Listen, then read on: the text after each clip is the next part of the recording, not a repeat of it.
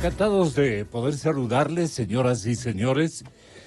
No tan con autorización del médico, pero hay tantas cosas que vamos a transmitir en estas próximas horas y en estos próximos días que nos hace bien comprometernos con esta coyuntura informativa.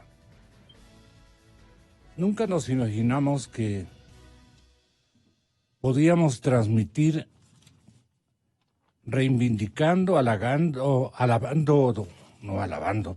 reivindicando, sugiriendo, esta es la palabra, sugiriendo con profunda tristeza de que hemos cumplido con todas las características de transmitir el mayor escándalo nacional de todas las épocas. ¿Cuándo podrá imaginarnos los comunicadores sociales que podíamos nosotros titular una crónica ampliada mencionando que un esquema de corrupción profesional inauguró el correísmo? Corrupción profesional es una jerarquía mayúscula en el tercer mundo y en los países que más afectados nos hemos sentido por estas distorsiones de comportamiento humano. Esquema de corrupción profesional en el correísmo. Y lo dice la Procuraduría General del Estado en la acusación particular presentada en el caso Sobornos. Está el abogado de la República reclamando, doctor Medina, nuestro primer invitado, agradeciéndole por la gentil presencia, doctor Medina, ex fiscal y ex procurador del Estado. El procurador actual, según la crónica, está solicitando o reclamando más bien una indemnización material del triple de $7,508,000 en números redondos que a mí me resultan tremendamente cuadrados. $7,508,000. Debe ser 7,000 millones, digo yo, con toda la cantidad de cifras que no aparecen todavía y que refieren a las coimas que fueron colocados por países que vendieron a nuestro país un sinnúmero de instalaciones que construyeron, y eso saben especialmente los chinos. ¿Cuándo el ministro Pérez nos ofrecerá un seguimiento global, una lista y un inventario globalizado de todo lo que transcurrió en los años del Correato en términos de contratación pública? Ahí nos podremos enterar realmente de la cifra, porque esto refiere a un esquema estrictamente de premios que generosamente los beneficiarios de la contratación pública ofrecían al partido de gobierno, y lo que se embolsicaban para llevar a enterrar en sus casas. Lo que este momento debe predominar en la conciencia de todos los ecuatorianos es la cantidad de dineros, asignaciones por concepto de comisiones. Así comenzamos llamando a principios del siglo, comisiones. Doctor, a mí me parece que si sumáramos todo, yo creo que una cifra de 70,000, 80,000, 90,000 millones de dólares todavía no sería una cifra tan certera que digamos, en las comisiones que deben andar pululando, por un sinnúmero de bancos extranjeros, de agencias de depósito, ¿cómo se llamarán en el lenguaje de los banqueros? Muchos de los cuales me están escuchando y saben que trato de llegar al objetivo estratégico que estos caballeros quieren pasarse como al toro. ¿Cuánto dinero, cuánta plata le han robado, no solamente a título de contratación pública, sino de qué otros mecanismos, respetable compatriota de la chica y de la grande, de todos, de la patria chica y de la patria grande? Señor doctor Gustavo Medina, hemos amanecido naturalmente en medio del entusiasmo de los chicos que retornan a sus aulas con el empeño de sus maestros, ojalá a enseñarles, mantener la vocación, la vocación de la honorabilidad, de la honradez, pero ya alegando, digamos, claridad en este tema, la corrupción, ¿qué componentes macros tiene a su juicio, doctor Medina? Muy buenos días. Buenos días, Gonzalo. Gracias por la invitación. Efectivamente, hoy se inicia un nuevo ciclo escolar que entraña un nuevo periodo de formación de la niñez y de la juventud. Formación que más allá y juntamente con los conocimientos científicos y técnicos no debe descuidar la enseñanza de valores. Uno de ellos, usted señaló, hay muchos otros que deberían estar en la agenda de la formación de verdaderos ciudadanos.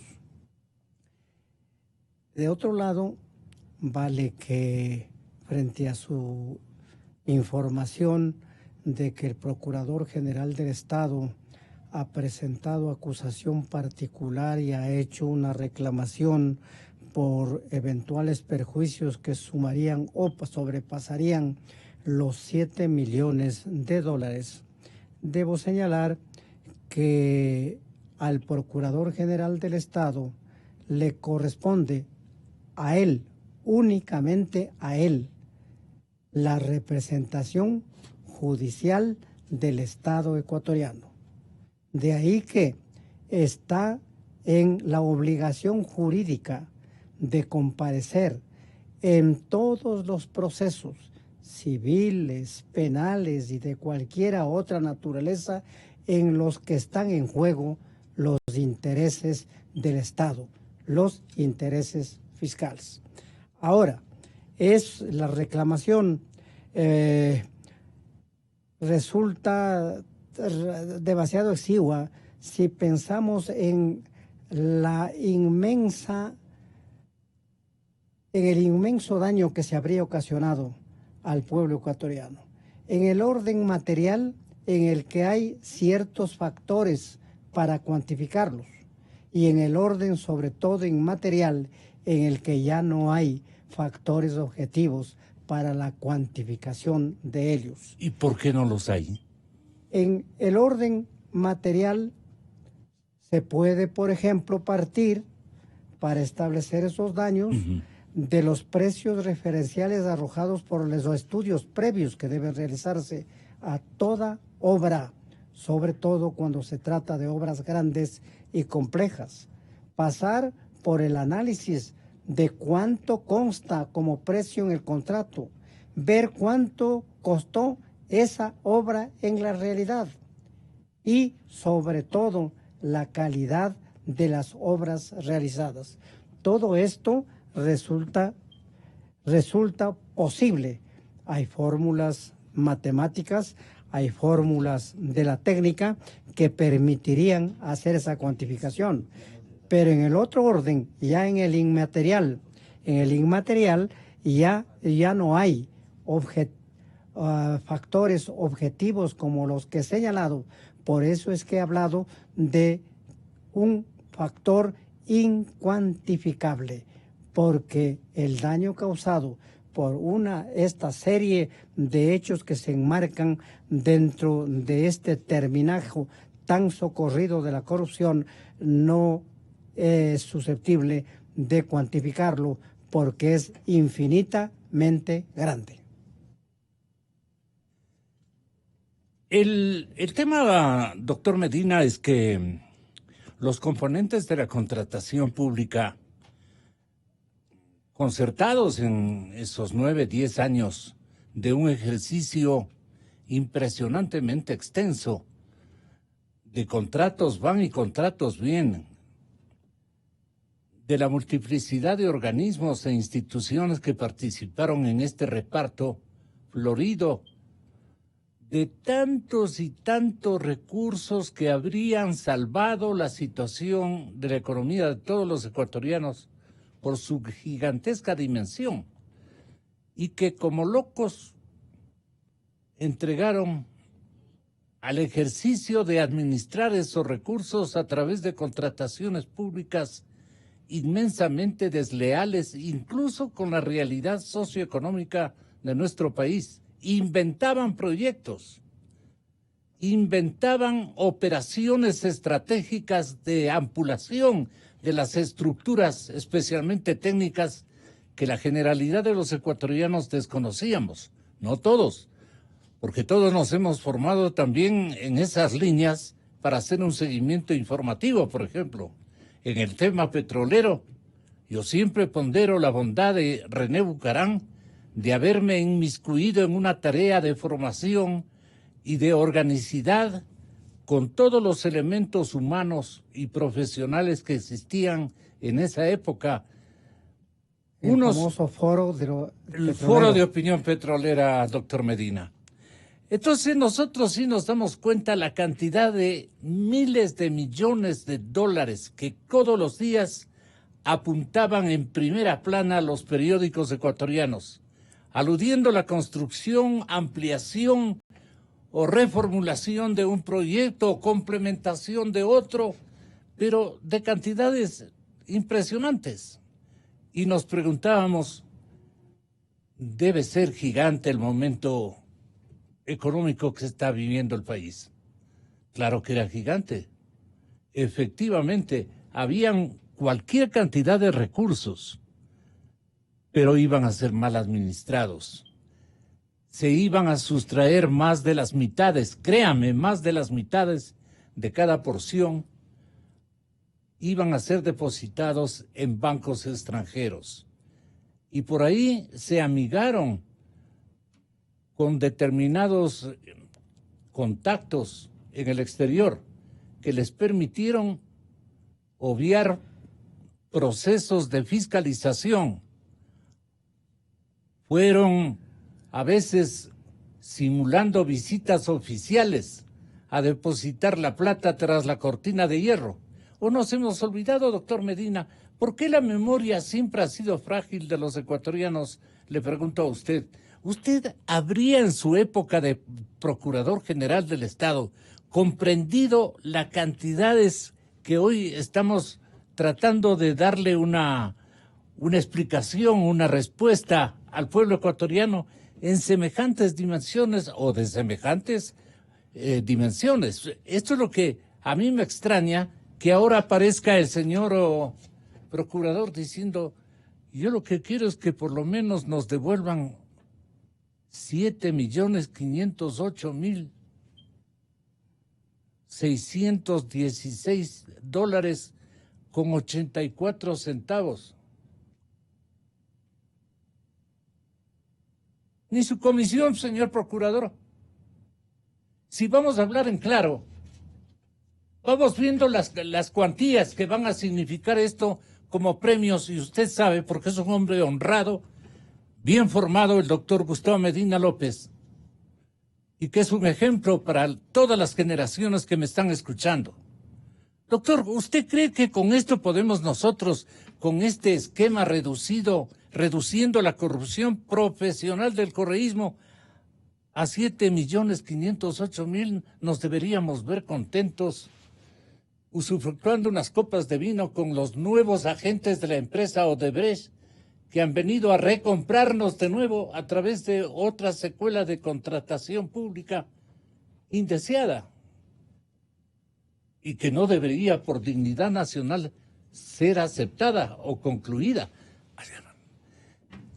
Doctor Medina, esto es lo que he venido yo a reclamar a nombre del auténtico pueblo ecuatoriano, entre los que se encuentran distinguidas y distinguidos profesionales que tienen la bondad de colaborar con este empeño de esclarecimiento de parte de este medio de comunicación todos los días.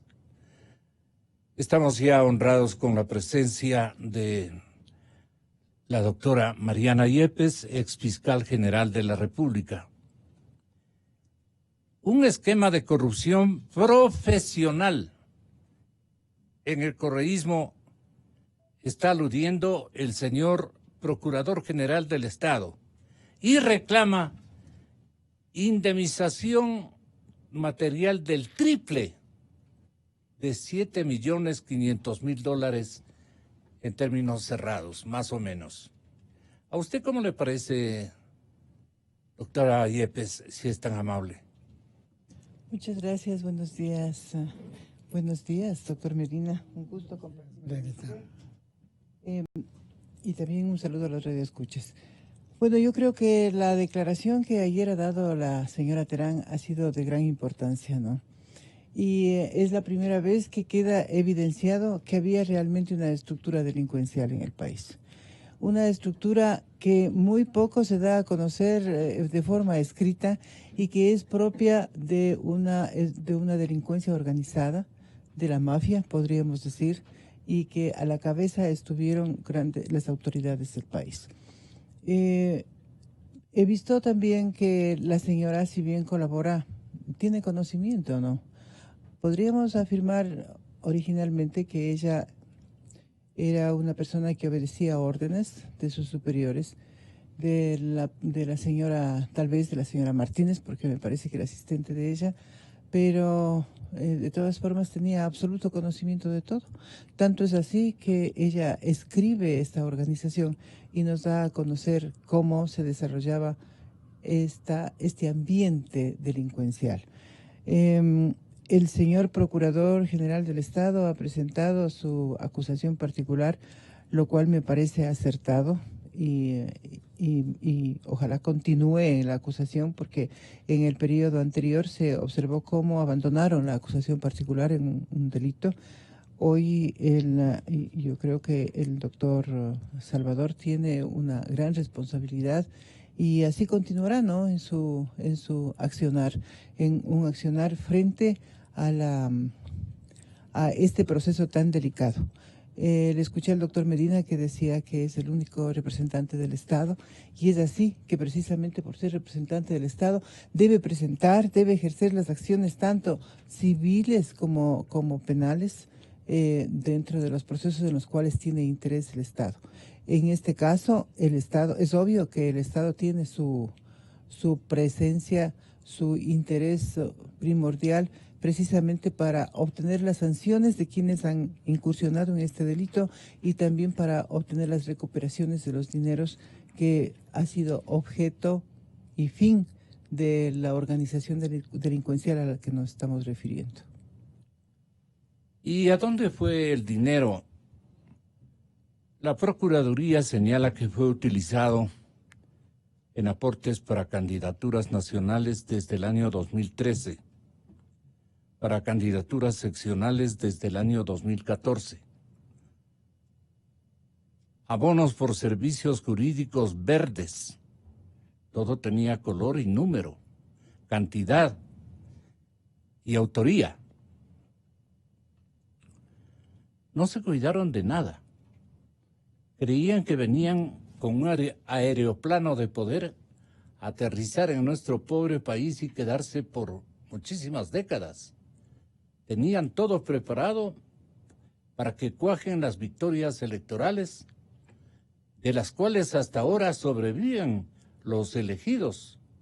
No nos olvidemos, no es que han desaparecido, son beneficiarios también de esos dineros. Al hablar en estos términos, ¿a qué nos estamos refiriendo, doctor Medina, para que no haya muchachos tiernos también, o no se hagan tiernitos?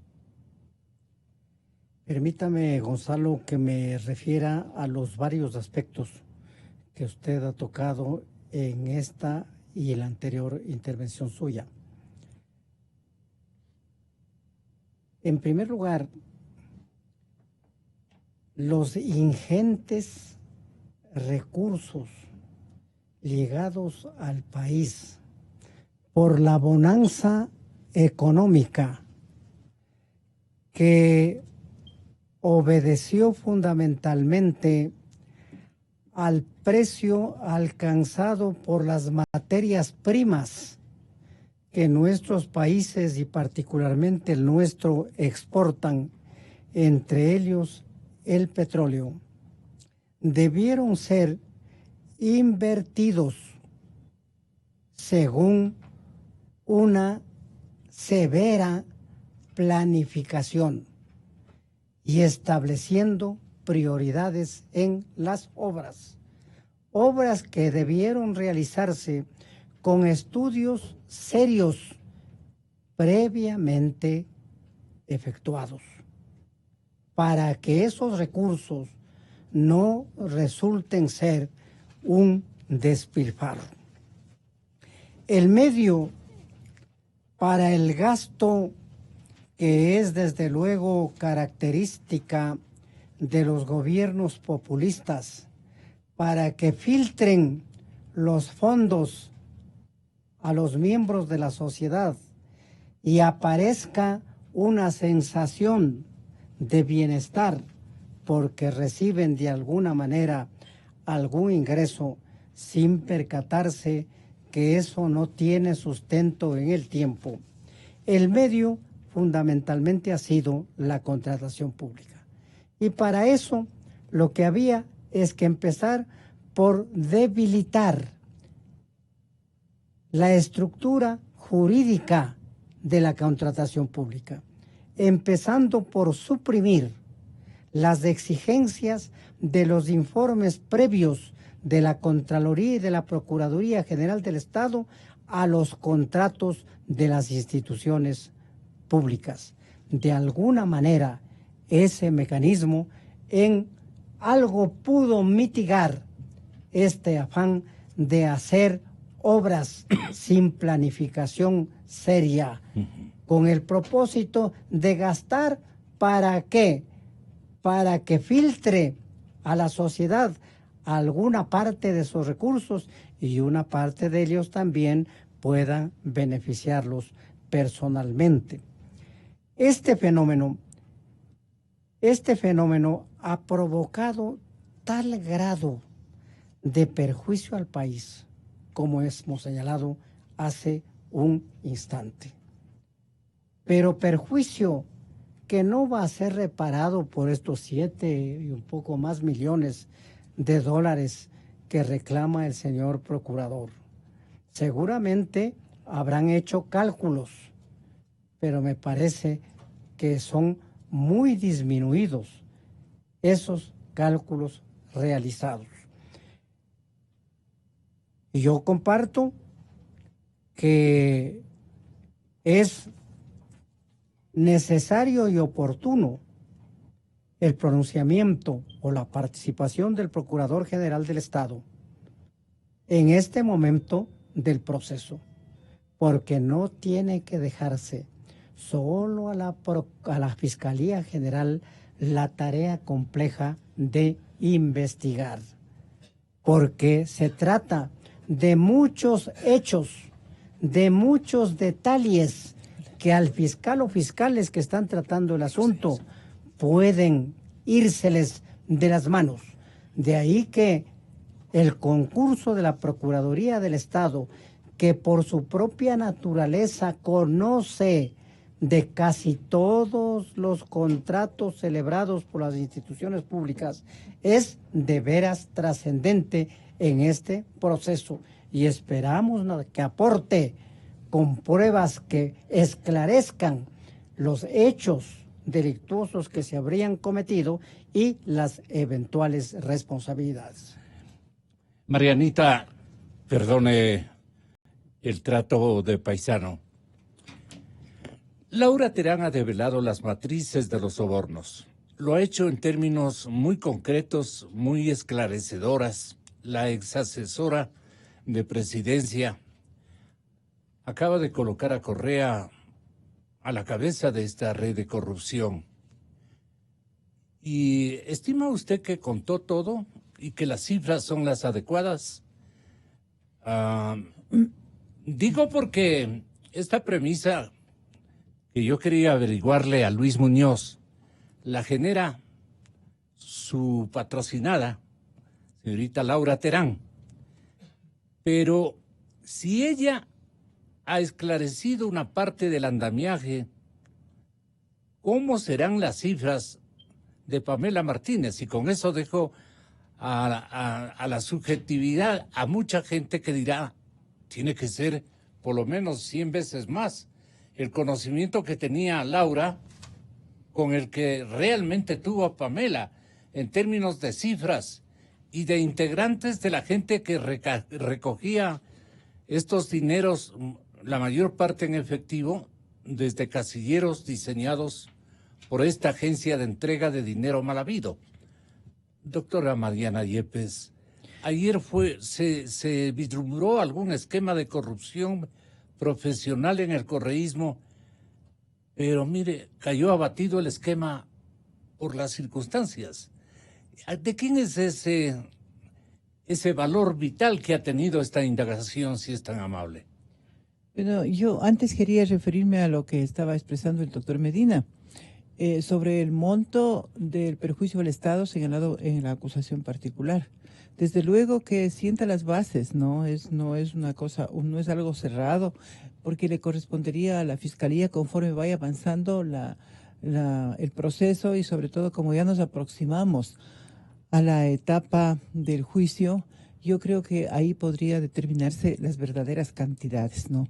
Pero la prueba le corresponde indudablemente a la Fiscalía, porque no nos olvidamos, si bien es verdad que todo delito genera la obligación de pagar la reparación de los daños, en este caso al Estado, pero tiene que haber prueba al respecto. Y entonces la prueba a quien le corresponde es a la Fiscalía. Sobre el testimonio que rindió la señora Terán, yo había manifestado que es importante porque ella revela un esquema delincuencial, ¿no? Y lo revela de manera escrita, lo cual es bastante inusual, pero debe tomarse en cuenta con este asunto porque es de trascendencia. Respecto a las cantidades que ella haya podido determinar, yo creo que no tiene un límite, porque el día de hoy va a hacer su declaración la señora Martínez. Y en ese contexto creo que se dirán mayores verdades, porque ella, no olvidemos que ella era la jefa de la señora Terán. Ahora bien, lo importante de este testimonio y del que rendirá la señora Martínez es verdaderamente la organización. Esta organización delincuencial, ¿en manos de quién estaba? No en manos, estaba en manos de ellas. Yo creo que ¿quién estaba dirigiendo? Eso es lo importante, la determinación de los responsables verdaderamente de esta organización. Ahora nos averiguamos, o queríamos averiguarnos ayer, de dónde proceden los fondos, muy difícil. ¿De dónde nomás? Muy difícil. El tema para mí clave es cómo redescubren de las propias máquinas, o sea, de las computadoras, cómo reinscribimos las cantidades adecuadas, las cantidades totales, los beneficiarios, hasta dónde llegaron a conocerse en las primeras indagaciones, qué más puede haber, y Pamela Martínez debe saberlo. Naturalmente, pero hay que recordar que la misma señora Terán, ella expresa que fue muy eficiente, ¿no? y que quizá por eso pasó a ser la persona de confianza de la señora Martínez, porque antes tenía otro tipo de actividad. Ella era muy minuciosa, elaboró matrices, y en esas matrices consta absolutamente todo. Y en cuanto a los cuadernos de la señora Martínez, a la computadora, a los teléfonos, vemos exactamente cómo se producía las entregas de dinero, los pagos y todo. Sabemos más o menos de quién procedían los dineros y hacia dónde iban los dineros, cuáles eran las fuentes. Más o menos la ciudadanía se ha enterado, ¿no? Pero, Marianita, ¿de qué dejó el testimonio de Laura Terán? Yo creo que fue importante, pues fue la ratificación de todo lo que había ella expresado, no expresado, sino de lo que había investigado la Fiscalía y de los documentos que tenía electrónicos y no electrónicos que tenía la Fiscalía. Y en corroboración con lo manifestado por la señora Martínez. Escuché también que la señora Terán no quiso contestar a las preguntas que le formulaban los otros abogados. Y he escuchado también hoy de mañana de alguien que manifestaba que precisamente por eso dejaría de ser prueba, porque el testimonio anticipado es, como su nombre lo dice, aquel que va a ser tomado dentro de la etapa de juicio. Pero no nos olvidemos que en la etapa de juicio también el testigo puede guardar silencio y eso no le resta validez porque se le estaría impugnando por no haber sido sometido al sistema contradictorio. Ella estaba sometida a la contradicción, tanto es así que todos los abogados de las partes procesales estaban ahí para que hagan uso del derecho de contradicción. Si ella tenía también el derecho de guardar silencio, entonces eso no le resta valor. Las preguntas que se les quedaron a los señores abogados van a ser referidas por ellos mismos. Ese es un inserto que tenemos nosotros para ofrecer a nuestra audiencia. Por ejemplo, Marcelo Dueñas, el abogado de Viviana Bonilla. El señor doctor Dueñas, luego del testimonio voluntario que ayer formuló Laura Terán, indicó que quedó vacío el testimonio porque no aceptó pregunta de los abogados implicados en el caso de sobornos 2012-2016. En estos términos. Lastimosamente, al acogerse al derecho al silencio y no responder las repreguntas del contrainterrogatorio, queda para nosotros, desde el punto de vista de abogados técnicos de defensa, completamente vacío el testimonio. Había muchas inquietudes que debíamos los abogados plantear. No se dio la oportunidad de consultar primero en qué condición comparecía la señora, así como procesada, como testigo protegida, que son cosas completamente diferentes. Ella dijo que entregaba sobres cerrados y que había dentro de esos sobres de información. Esa fue la parte del testimonio. También dijo que la flash memory, ella destruyó la información y la flash memory no fue materia de análisis pericial, de tal suerte que queda completamente en el vacío los argumentos de la señora, que era una estructura para ella. Y si ella conocía la existencia de una estructura, ¿por qué no denunció? Ella, de manera clara, absoluta, ha sido parte de la estructura que tantas veces ha manifestado en el transcurso de la mañana de hoy. En las tratativas ha quedado configurado el modelo de cómo se realizaba el intercambio de facturas. Eso sí, alcanzó la señorita Terán a hacernos conocer cómo funcionó ese tipo de operación. Y es por eso que nosotros nos hemos permitido invitar a dos expertos en materia digital. Ellos son el señor Santiago Acurio, el doctor Santiago Acurio. Hola, bienvenido. El señor doctor Luis Muñoz Pasquel, que acaba de arribar, abogado defensor de Laura Terán. Y también el otro doctor que está aquí y agradecemos por su generosa asistencia es el doctor Gustavo García, otro experto Fabián Hurtado. Perdone, doctor. El doctor Fabián Hurtado. Ingeniero. Yo soy ingeniero, ¿no? Bueno, pero es ingeniero en sistemas, entonces sí tiene un poco de lo que la connotación que yo quiero relevar. No, mil perdones, doctor Hurtado. Doctor Acurio, con usted nos conocemos Sí. y usted ha tenido la bondad de asistirnos variadas ocasiones. Entonces, lo que estamos tratando de indicar es que el trabajo que deben realizar en paralelo a lo que se hizo el día de ayer en presencia de los comisionados y de las autoridades de fiscalía y más, ahora es desentrañar también ciertas cosas que pueden justificar determinadas inversiones. Me explico, doctor, ¿a usted qué le queda, doctor Medina, a usted qué le queda un poco difuso, digamos, de toda la panorámica explicada el día de ayer por tantos y tantos concurrentes a una sola diligencia? En esta diligencia no se pudo hacer separatas para entender lo que cada uno mantenía como inquietud fundamental en el proceso de investigación. Todos se dedicaron a elaborar juicios de valor o a dar datos, aportes importantes, para que haya una persona que pueda redondear, digamos, ¿quién sería esa persona que pudo redondear la intervención especialmente de su patrocinada? Le pregunto al mismo defensor. Muy buenos días. Laura Terán quedó de alguna manera muy satisfecha de haber dicho su verdad con toda la cosmovisión de que ella era dueña. Muchas gracias. Doctor Muñoz, bienvenido, buenos días. Muchísimas gracias por la invitación y es un privilegio estar con el doctor Medina, con la doctora Mariana Yepes aquí, con el doctor Acurio, con quien tengo una buena amistad de muchos años.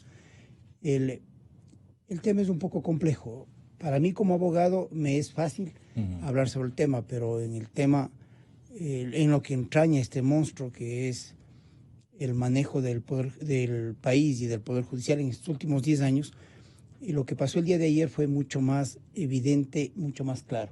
Había una percepción de que en el país se estaban manejando las cosas de manera torcida, pero cuando uno escucha que hay todo un entramado donde se hace un cuadro sinóptico y se explica una pirámide de personas participando en hechos que, por calificarlo ligeramente o generosamente, por lo menos no son morales. El hecho de estar recibiendo dineros para una competencia electoral en la que se elige al primer magistrado del Ecuador, que es el presidente de la República, y que está en desmedro de otros partidos políticos que no pueden competir.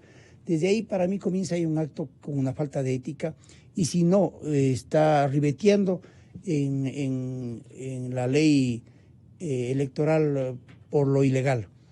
Y en el otro plano, en el plano legal, me es mucho más fácil ver que hubo toda una estructura y que esa estructura trabajó como reloj para un sinnúmero de hechos, entre ellos recibir estas donaciones o estas entregas de dinero, entre ellos el haber participado con más de 7 o 8 abogados pagados por el Estado ecuatoriano para intervenir en la administración de justicia ecuatoriana.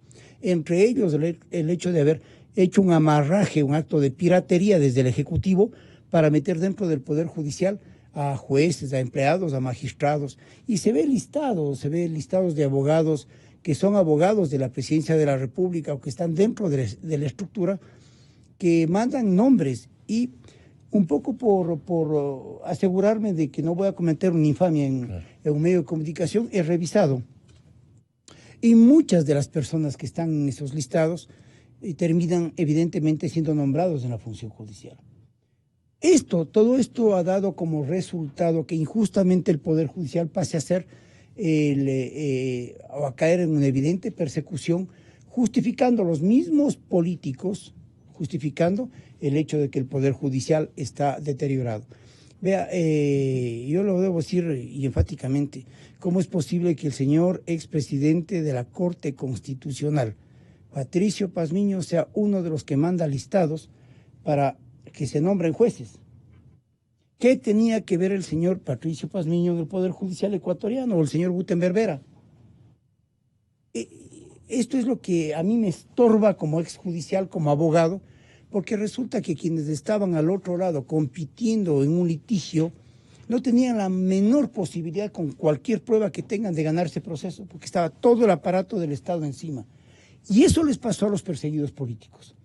Le pasó a Fidel Araujo, le pasó a Pepe Acacho, le pasó a la gente del 30S, que hay una cantidad de mails de cómo se metían en las oficinas de fiscales y jueces y está puesto por informe.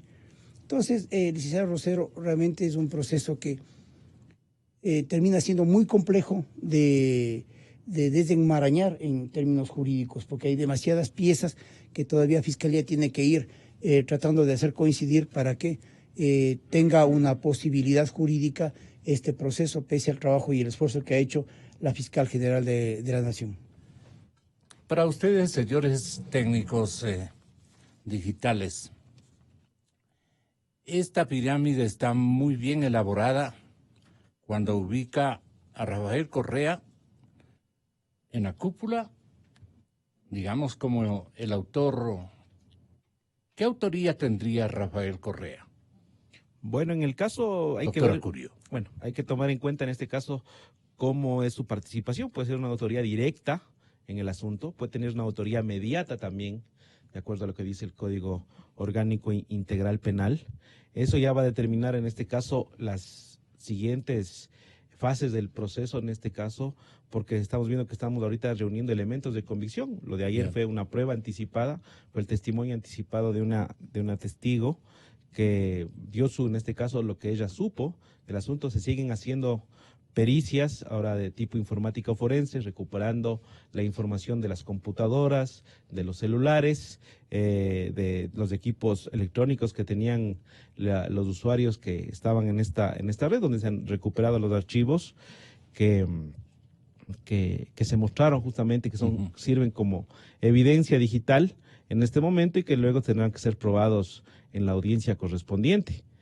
Vemos que la Policía Judicial, del reportaje de ayer, el Diario del Comercio, tiene herramientas ya, o sea, no se ponen los nombres, pero bueno, puede haber herramientas de varias índoles, puede haber herramientas de tipo pagada, pueden haber herramientas que son de software abierto, otras que son open source y que pueden ayudar a los investigadores a recuperar la información de estos temas, justamente de este contenido digital, porque en el Código Orgánico Integral Penal, ahora ya desde el año 2014 que se publicó, permite usar el contenido digital como prueba documental en los procesos judiciales. Entonces hay que recuperarlo, el contenido digital es toda información generada por un sistema informático, en este caso una computadora, un teléfono inteligente, lo que circula en las redes, como el internet, entonces redes sociales. Eso puede ser utilizado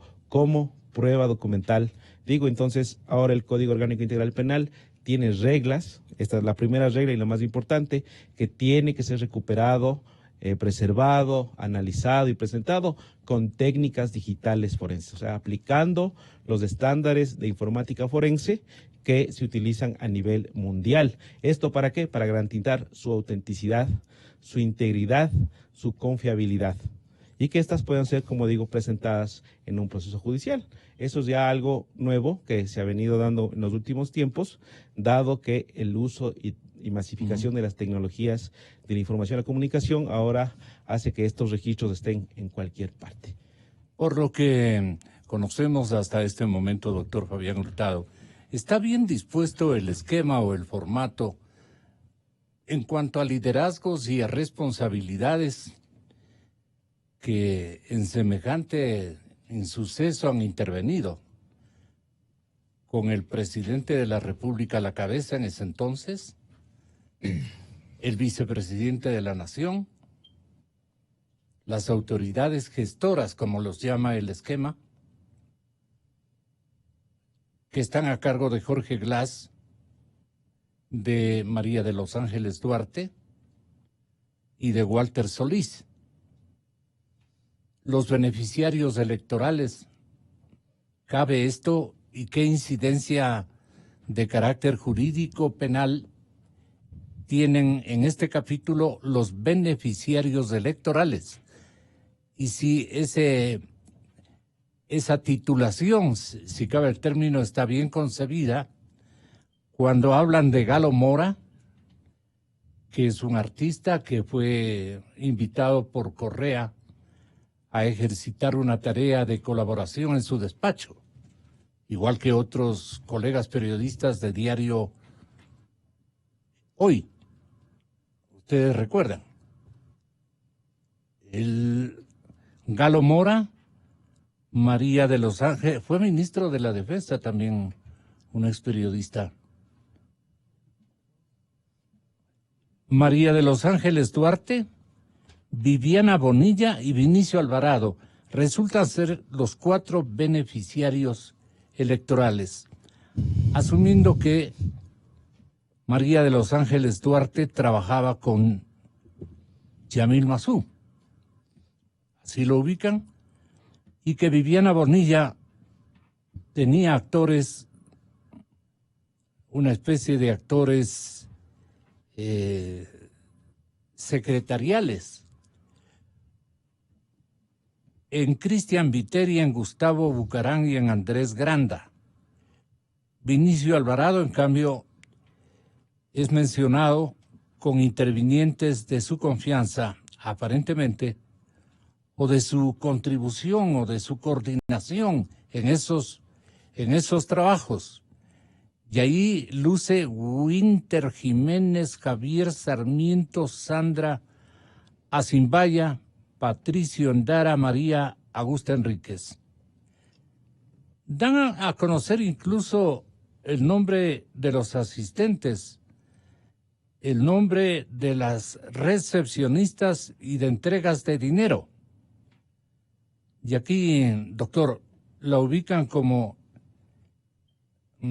recepcionista, más que recepcionista, digamos que secretaria asistente de la secretaria más aludida, que vendría a ser la que va a rendir testimonio el día de hoy.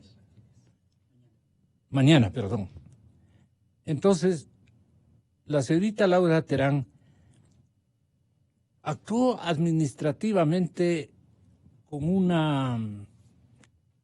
por engaño o se daba cuenta de las circunstancias que ella estaba empujando, patrocinando, ayudando a que se concrete.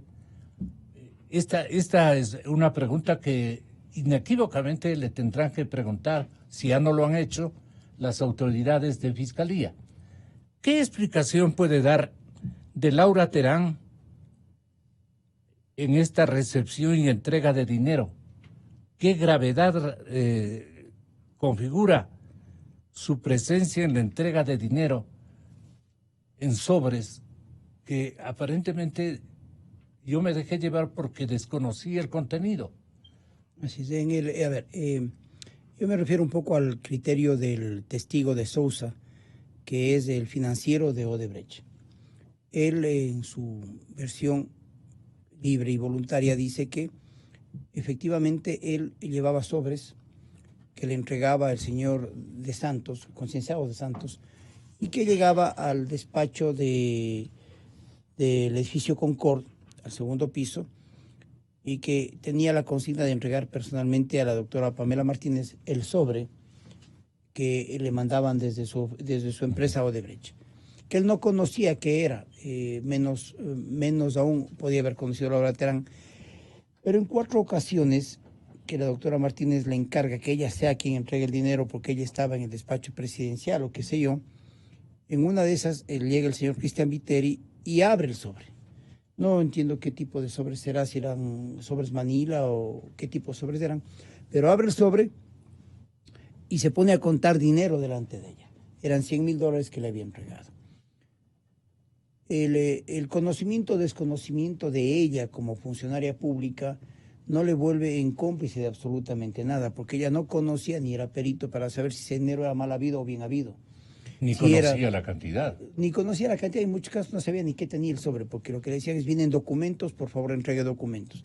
En esta vez le abre el sobre y es lo que ella dice, que fue no una sorpresa, pero sí para ella una preocupación, porque abrió y dijo, ¿cuánto hay aquí? Entonces ella le dijo, no sé, no tengo idea cuánta plata hay. Y dijo, voy a contar, pero en términos de desconfianza, como era toda esta gente de este tinglado, se desconfiaban entre ellos, y esa es la razón por la que termina Laura Terán en esto, porque Correa desconfía de Patiño y le pide a Pamela Martínez, que había sido su amiga de Boy Scout, que le ayude a manejar este tema de los dineros que ingresaban para las campañas. Y Laura Terán termina, en ese momento pasa de hacer un formato para las carpetas de los empleados de la presidencia, pasa a ser un formato para llevar el despacho de Pamela Martínez con todos los adicionales que esto significaba. Ella es la que recibe, por ejemplo, los informes que mandaban varios abogados, 8 o 9 abogados, que trabajaban con dinero del Estado persiguiendo jueces o intimidando jueces o buscando en algunos jueces resultados positivos en cierto tipo de juicios. Esto visto por un abogado, para mí, es la utilización de dinero del Estado en el manejo que no era parte de lo que era el Ejecutivo. El Ejecutivo tiene sus funciones claramente y el Poder Judicial también los tiene. Ese desvío o ese manejo de fondos del Estado para esa función, a mí me parece que tiene una razón injurídica. Esto no tenía por qué razón saber Laura Terán si era o no era delito. Es decir, estaban haciendo bien, estaban yendo a revisar los juicios, qué sé yo. El tema de la empresa Odebrecht, por ejemplo, yo no vivía en Ecuador, pero en toda América Latina Odebrecht era la vaca sagrada de las megaconstrucciones, era una empresa seria, formal. Pasó en Panamá, yo viví en Panamá, y en Panamá terminaron como terminaron aquí, con problemas graves de corrupción también con el Estado panameño, y ha pasado en todos los demás países. Pero en el año 2014-2015, pienso que nadie en sus 5 sentidos podía demostrar, porque percepción había, de que esa empresa estaba corrompiendo a América Latina y que había corruptores y había también los otros, que eran parte de los estados y entre ellos el nuestro, que permitía que estas empresas entren y que hagan de las suyas en los sobreprecios y en todo esto que irá saliendo en el transcurso del día. Laura Terán, ubiquémosla en ese contexto. Estaba cumpliendo con una misión de servicio público, 25 años de servidora pública, galardonada por varios, porque no es que trabajó para Correa, ella trabajó desde años atrás en el servicio público. Es una funcionaria con un perfil especial, muy inteligente, es una mujer muy capaz en su tarea burocrática, sí, eficiente. Y vea que la eficiencia a veces se vuelve enemigo de uno, y contrariamente a lo que uno podría suponer. Ella fue guardando, inclusive cosas domésticas, porque de los 22,000 mails, prácticamente 12,000 o 13,000 son inservibles para el proceso, porque están las libretas de los hijos de la señora Martínez, la agenda del día a día, está el comprar yogur, entre otras cosas. Es decir, no era una cosa que iba ella calculando, esto voy a guardar y esto no. Guardaba todo lo que había en la bitácora de la oficina. Para nosotros tener una jerarquía en el Estado ecuatoriano, sustentarla y mantenerla, debió haber dicho el presidente Correa, para que ustedes tengan empleo en la administración pública, en todas las organizaciones públicas o que dependan del Estado, y para que ganen los contratos nuestros amigos. Es inevitable que haya mencionado aquello.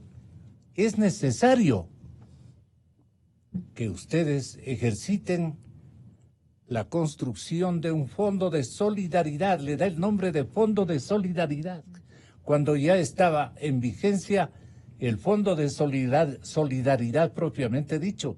¿Recuerdan ustedes? Claro. Había un Fondo de Solidaridad, pero de otra connotación y para otros empleos o usos. Él se inventa el Fondo de Solidaridad en una fase de disimulo gigantesco, de una sinvergüencería inequívoca. Fondo de Solidaridad, que también den los contratistas para mantener el partido, porque por el partido es que tienen los contratos en su forma tan autoritaria que la identificamos a plenitud. Debe haber reflexionado de esa manera. Entonces, este fondo de solidaridad es una cuestión bastante complicada para el juzgamiento. Le pregunto a usted, doctor García, de su indagación. Uno de los cuestionamientos que no pudo realizar Laura Terán por parte del doctor Gustavo García, dice aquí una ayuda a memoria, defensor de la empresa Consermin, se basaba en un sobre de cruce de facturas. A eso me quiero referir. Es decir, inclusive se basaba en un cruce de facturas y un manejo del denominado Fondo de Solidaridad. Toma y toma. Esta es la factura. Pero como que el presidente o el autor, digamos, de este Fondo de Solidaridad no quería meterle ni al presidente ni al partido, sino que era, como ustedes ubican, dicho en el Internet, ejercitado en la indagación o en la lectura, apenas ustedes no están investigando, en la lectura, digamos, del formato que utilizaron como metodología de entrega de las comisiones que les rescataban a los señores contratistas o a los señores funcionarios y les dirigían al Fondo de Solidaridad. Esto es lo que no entendemos la gente, ni atinamos a preguntar adecuadamente el esquema. Para eso le molesto, señor doctor García.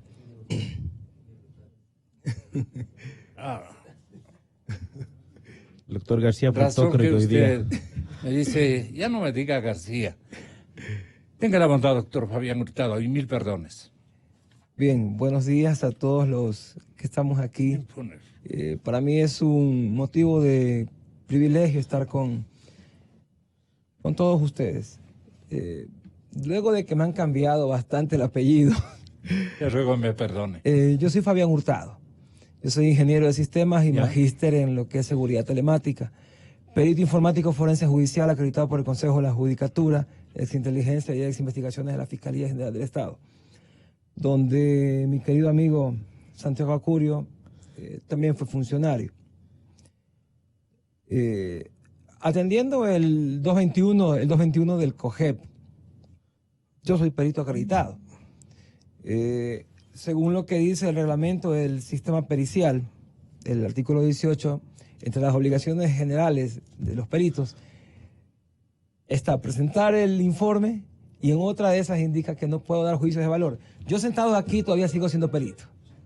Yo sentado aquí sigo siendo perito y todavía soy perito vigente, así que juicios de valor yo no puedo dar, en primer lugar. De lo que le puedo hablar es sobre la evidencia digital. La operación. La operación, eso sí le puedo conversar. Tomando en cuenta lo que leí el día de ayer en un artículo del Diario Universo, el Comercio, perdón, que salió que cómo se lleva la operación exactamente con todos los puntos y comas, cómo lo lleva criminalística. Sin identificar las herramientas, lógicamente. Tenemos que atender a todos los artículos que están en el COIP que indican y que hablan sobre la prueba. Porque la prueba es lo que avala lo que se está indicando en testimonio en juicio. Todas las personas podemos elucubrar hasta que la prueba no se materialice fehacientemente. Entonces, como decía Santiago, aquí hay que tratar exclusivamente el asunto de la prueba digital, de la evidencia digital, que contempla el 500 del COIP, específicamente en todo lo que son memorias USBs o memorias no volátiles. Para eso están los artículos e indica la forma de hacerlo. E inclusive indica que solo se podrá hacer la extracción. Se tendrá que pasar por un proceso de 4, 5, 6 del COIP, de proceso de cadena de custodia. Y que tendrá que ser extraído con metodología forense por funcionarios o personas que estén acreditadas. Así lo indica. Y también están las sanciones. Porque si usted manipula mal la evidencia, tenemos el... Fraude procesal. Nosotros nos sometemos a lo que es fraude procesal, que no es que nosotros aunque lo hagamos sin saber, de forma negligente, para todos nos cae, la ley está para todos. Tenemos de 1 a 3 años de cárcel. Y si llegamos a manipular mal la evidencia, tenemos ¿me da un segundo, por favor? Sanciones. Es un delito de función. drásticas. Tenemos el 292, que indica que cualquier funcionario público o privado que manipule mal la evidencia tendrá su pena también. Para yo decir que este es el esquema, que se lo hizo así, asado y cocinado, tuvo que haber pasado por un proceso forense con todo lo que le he dicho. Ingeniero García, entonces, ¿cómo explicarnos? Hurtado, por favor, perdón. Hurtado, ¿qué le pasa? Dígame. Mil perdones. Fijación. El asunto es el siguiente. ¿Cómo han sido rescatados?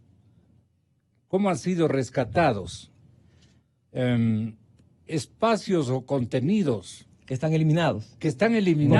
Correcto. Exactamente. Para eso es el proceso forense. Usted puede tratar de recuperar con herramientas no forenses. Sin embargo, el disco duro o la memoria contempla espacios obviamente de memoria o puntos de memoria que están esperando ser recuperados. Slack Space se llama. Los Slack Space. Entonces, cuando usted realiza un proceso forense, hace la mal llamada copia, que no se llama copia, se llama extracción de imagen forense, que no es lo mismo que te copia, porque la imagen forense toma todos los espacios del disco completo, los que están escritos y los que no están escritos, y de los que no están escritos están los espacios, los puntos donde exactamente tiene que recuperarse todo ese contenido aparente. Si me permites, Fabián, un ejemplo de eso sería, yo tengo un teléfono, este teléfono tiene 256 gigabytes de información, o sea, es un teléfono que tiene bastante información. Cuando yo cojo y borro algo de mi teléfono, el sistema operativo del teléfono le saca de la lista, pero no significa que esté borrado totalmente. Jamás se borra. Jamás se borra eso. Jamás se borra. Porque ¿cuándo se borra? Cuando se sobrescribe la información, cuando se vuelve a utilizar la información. Entonces, lo que hace el programa forense es recuperar la información a partir de esos espacios que están supuestamente en blanco, que no hay nada. El sistema operativo dice, sí, eso puede ser utilizable, pero el archivo físico todavía se mantiene ahí. Entonces, por más que lo borren, si no lo borran de forma forense, porque hay un borrado seguro, se puede recuperar esa información a través de programas forenses. Entonces, hay diversos programas forenses, open source, programas propietarios, por ejemplo, en Case, FTK, hay uno que se llama Magnet Forensics. Entonces, dependiendo de lo que la policía tenga, se puede recuperar, o sea, no se borra totalmente. Pero ¿qué queda válido, insisto, Fabián Hurtado, ingeniero en sistemas? ¿Qué queda? Un aplauso se dice. ¿Qué queda, ingeniero? Inscrito como una obligación de las autoridades de asimilar, de no elevar a calidad de elucubración. Elucubración, exactamente. Esa es una buena pregunta, porque no por haber sido formulada por este servidor, sino porque la parte que reconoce, digamos, el juez, que reconoce el juzgador, o sea, y que reconoce el fiscalizador o el investigador, en este caso la fiscalía, ¿a cuáles se puede remitir? ¿Como objeto reconstruido o reconfigurado? ¿No es cierto? No reconstruido, porque me suena ya como que puede intervenir la mano del hombre. Sí, exactamente.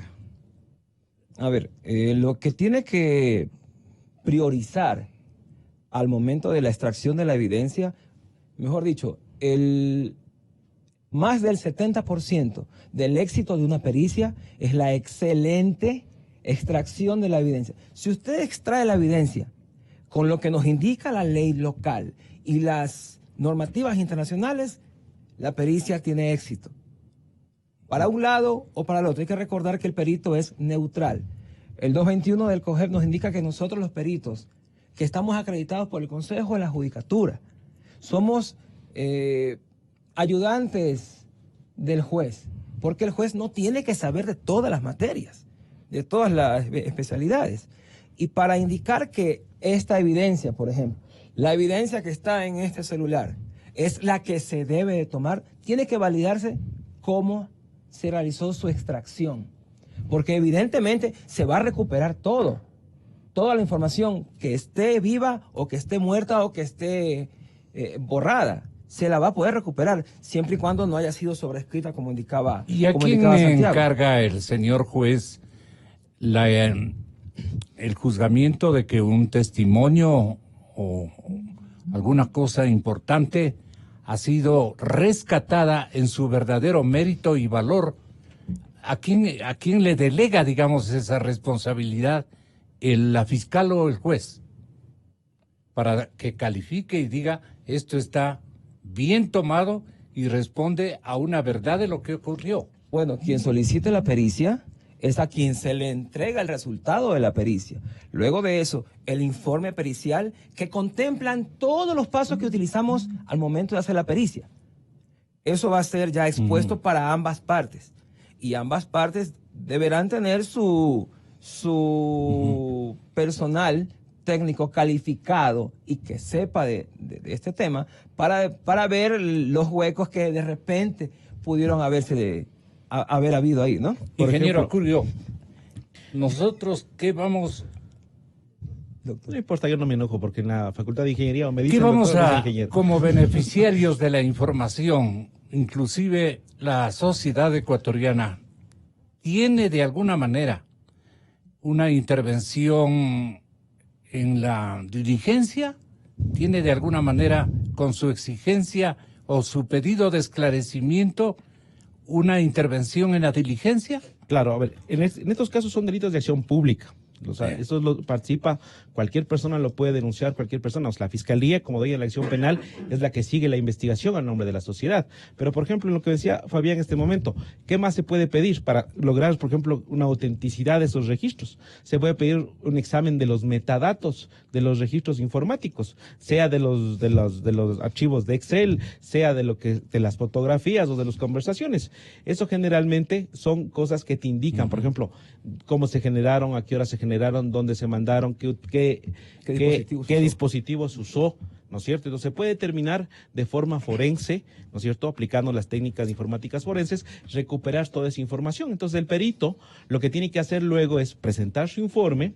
Ese informe, el fiscal, ¿no es cierto?, es el que, de acuerdo a su autoridad del caso, va a pedir y ordenar las pruebas que necesite, o le va a pedir al perito qué tiene que hacer o qué tiene que buscar para que él lo encuentre y lo presente. Luego, ese informe, ¿no es cierto?, se lo revisa, se lo hace por derecho de contradicción, se lo pasa a las otras partes. Pueden pedir una reexaminación de ese informe para ver si otro perito llega a las mismas conclusiones con la misma evidencia por derecho a la defensa, y luego eso el perito tiene que ir a sustentarlo en el juicio oral con su testimonio. ¿Y usted cree que este caso va a pasar por ese género de complicaciones? Vamos a ver, porque en el caso particular vemos que, o sea, esto ya requiere, o sea, por derecho a la defensa, alguien de la otra parte va a tener que contratar a una persona, perito informático forense, para que revise la evidencia, pues, porque si no los abogados habría una falsa defensa técnica de las personas procesadas.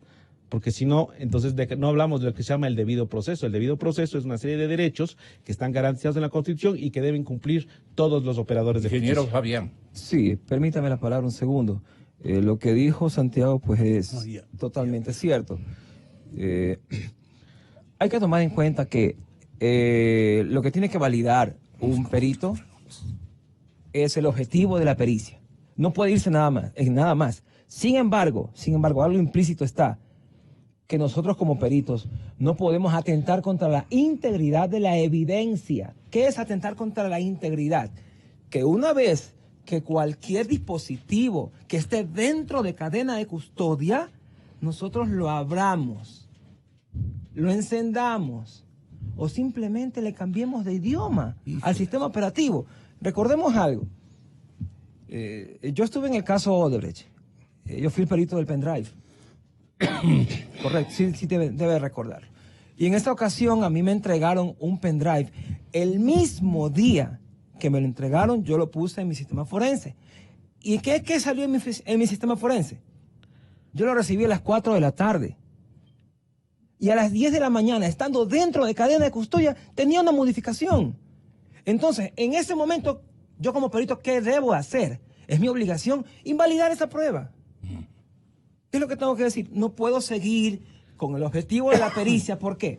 El artículo 7 de la Ley de Comercio Electrónico, 52, 53, 54 y 55 indica que la única forma de validar la integridad de un dato es la firma digital, que no es lo mismo que la firma electrónica. Estamos hablando del código hash. Y la única forma de validar un dato en su originalidad es la firma electrónica. Usted tiene el pendrive, ¿contra qué lo tiene que comparar? Lo tiene que comparar contra su código. Sin embargo, ese código también, ¿de dónde salió? De la evidencia original que se tuvo. ¿Y cuál era? La computadora. ¿Qué pasó con la computadora? ¿Qué dijeron en declaración juramentada? Cogí la computadora y la boté. Por lo tanto, no tienes contra qué comparar. Aunque lo que esté dentro del pendrive sea cierto, legalmente eso no es una evidencia probatoria. No es. Porque tiene que validarse su originalidad. Porque hasta yo lo puedo hacer en Word o en Paint. Para evitar que se enreden estas evidencias, exfiscal doctora Mariana Yepes, que se enrede el proceso investigativo en estas evidencias mal traídas, mal colocadas, interesadamente utilizadas, ¿cuál debe ser los cuidados que debe tener al máximo la fiscal de este caso, la fiscal Diana Salazar?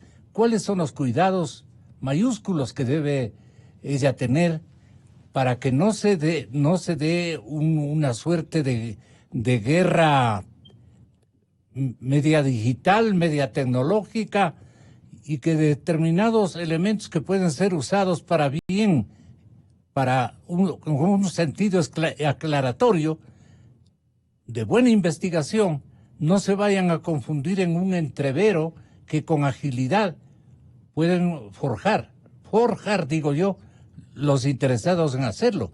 Entonces, si algo ha dicho Laura Terán ayer, eso debe ser nítido, pero puede aparecer un instrumento que no tenga una relación idéntica en otro momento del proceso. No sé si me explico. Marianita, eso le debe haber ocurrido reiteradas ocasiones en procesos de gran despliegue en el pasado tiempo inmediato. Bueno, yo creo que la labor de la fiscal es importantísima porque ella es la investigadora por excelencia. El fiscal, ¿qué es? Es un investigador. Y entonces, para hacer la investigación debe trazar un mapa de investigación previamente y saber exactamente a dónde va, qué es lo que va a investigar. Aquí nos han dado una ilustración, podríamos decir, sobre la prueba digital y el manejo de la prueba digital. Todavía no está convertido en prueba este momento porque técnicamente lo será el momento que haya la audiencia de juicio. Pero todo eso, comenzando por los testimonios, porque todo lo que se hace en la etapa de investigación son solamente versiones y ahora es un testimonio anticipado que va a servir para la etapa de juicio.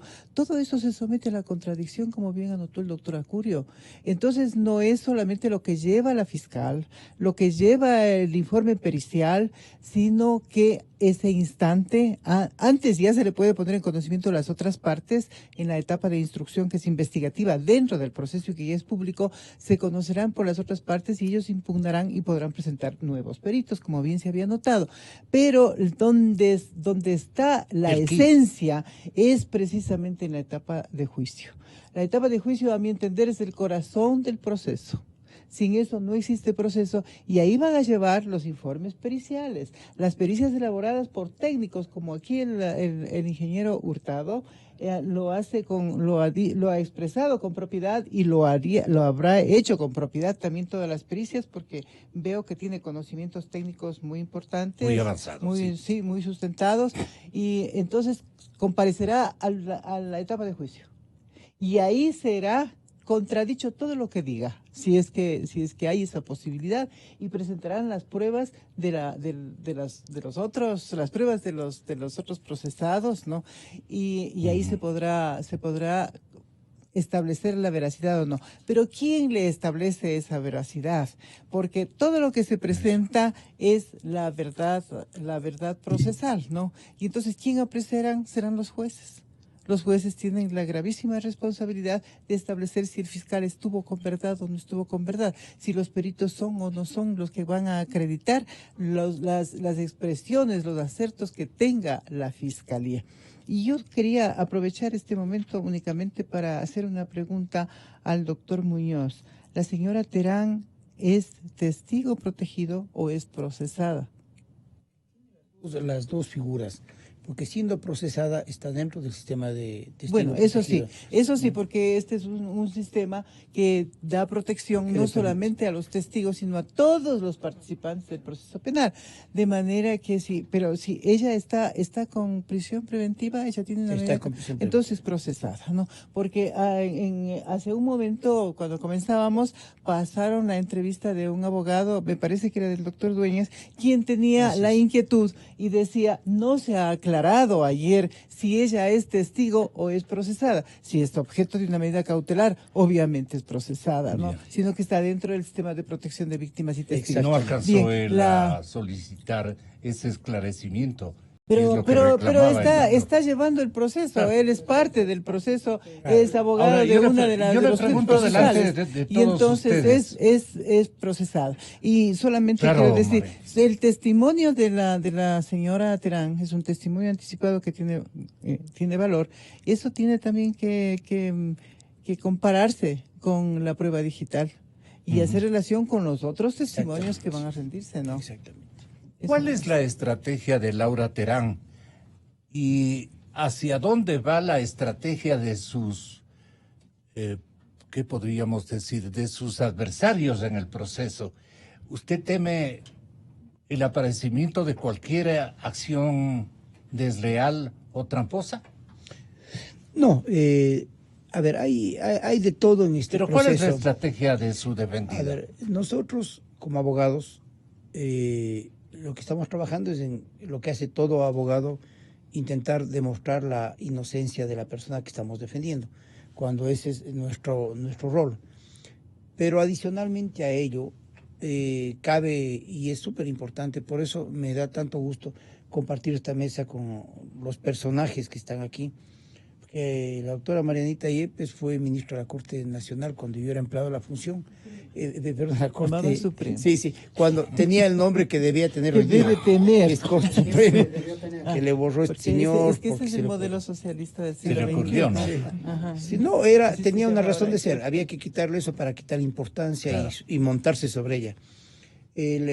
Ministra de la Corte Suprema, ex fiscal general de la Nación, prácticamente fue maestra de un montón de jueces del Poder Judicial desde que fue juez de lo civil en la corte, en los juzgados de Pichincha.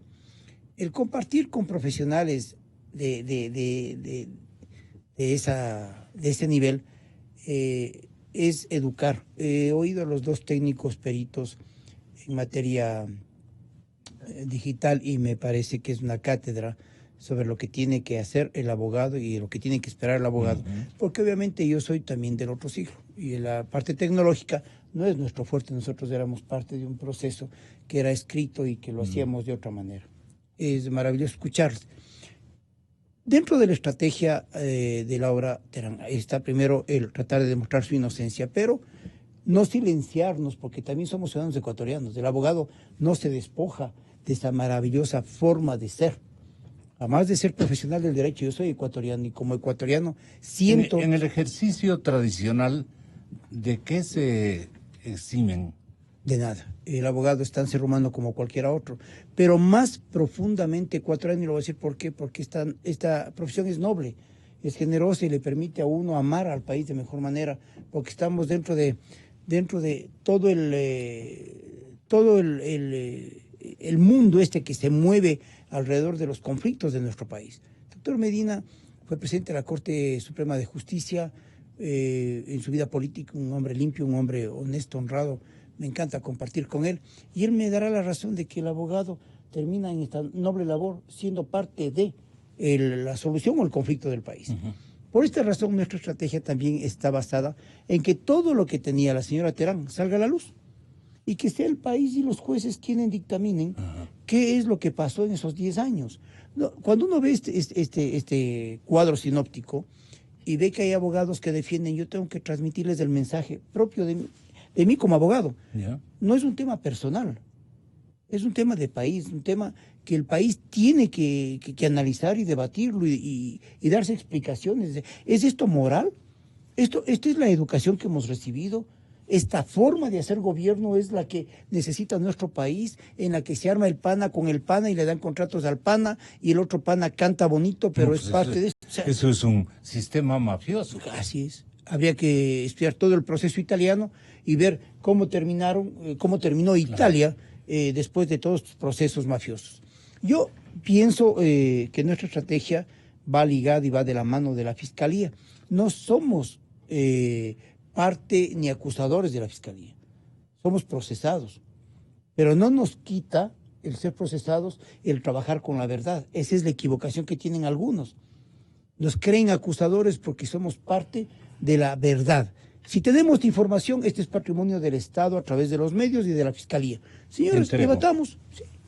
Entrego. Y si es que después de las pruebas el señor es inocente, le haremos un monumento gigante a la honradez. Y si no, tendrá que dar con los huesos en la cárcel o quedarse donde vive.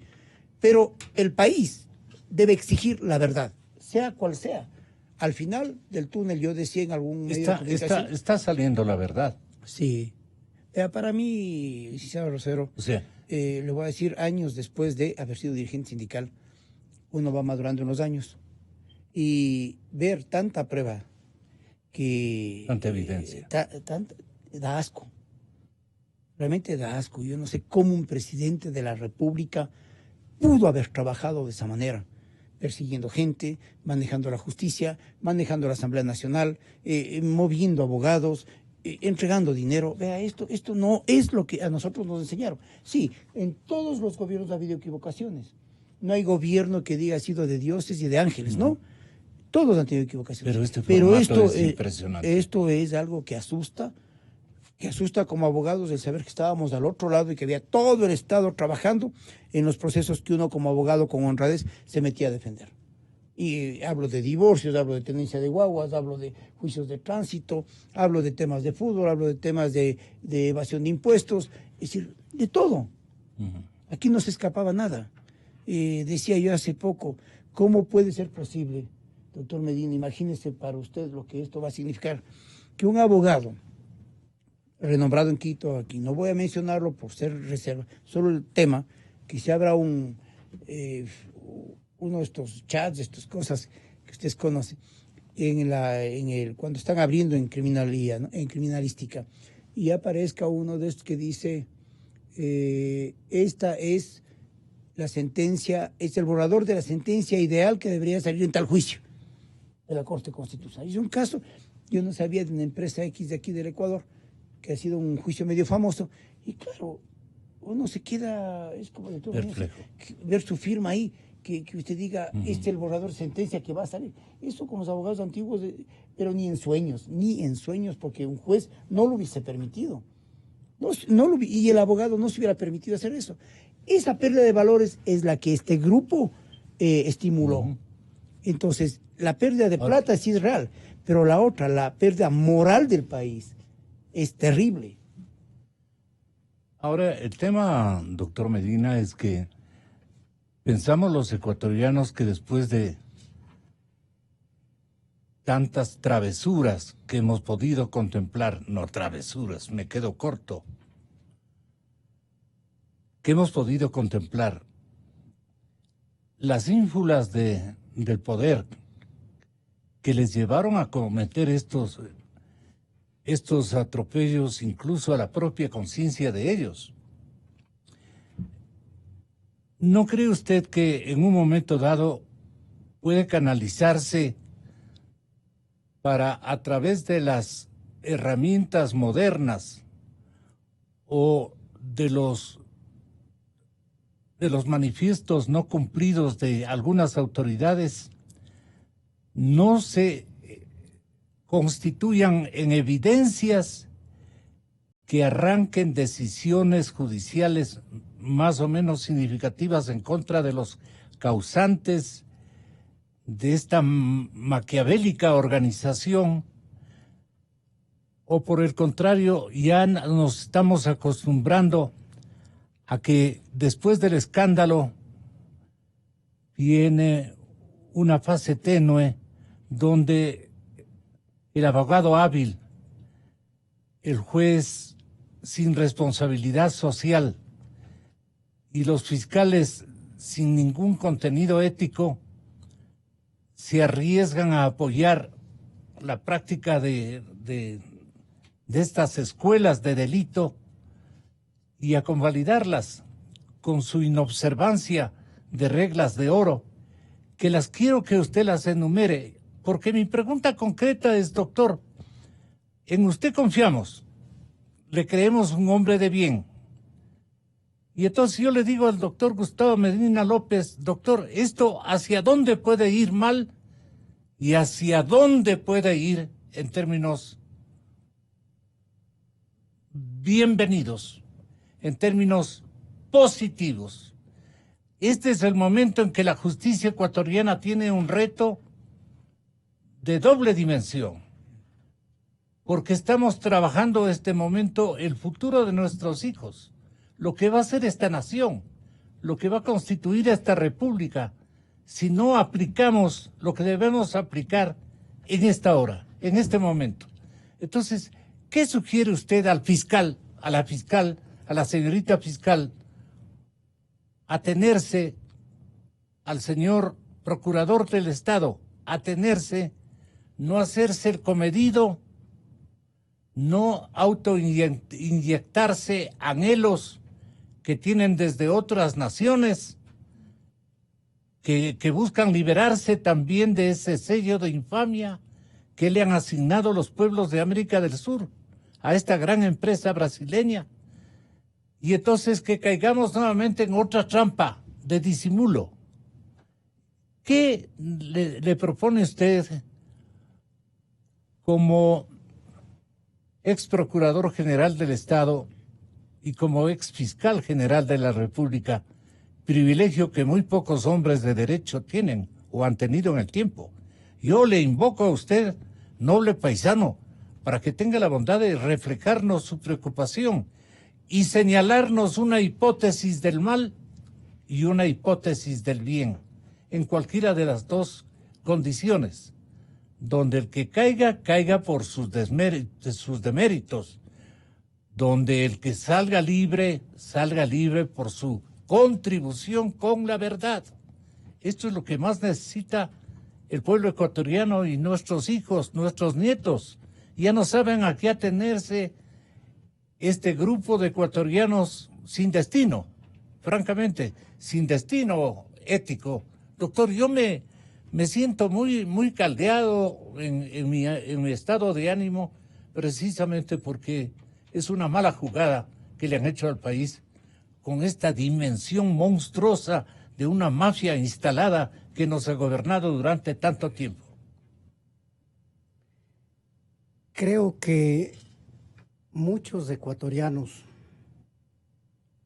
estamos descorazonados, no sé si la expresión sea propia, por el cúmulo de acontecimientos que día a día van siendo develados. Acontecimientos que tenían un propósito, todo por el proyecto, que debía durar para toda la vida. Dijeron 300 años.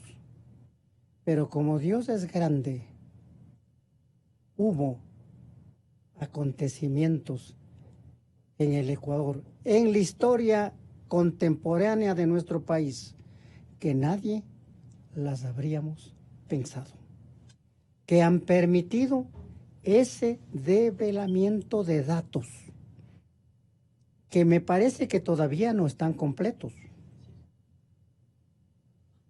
Porque yo diría que están no todos los que son. Y entonces, todos estos datos, primero hay que convertirlos en pruebas a través del concurso de la técnica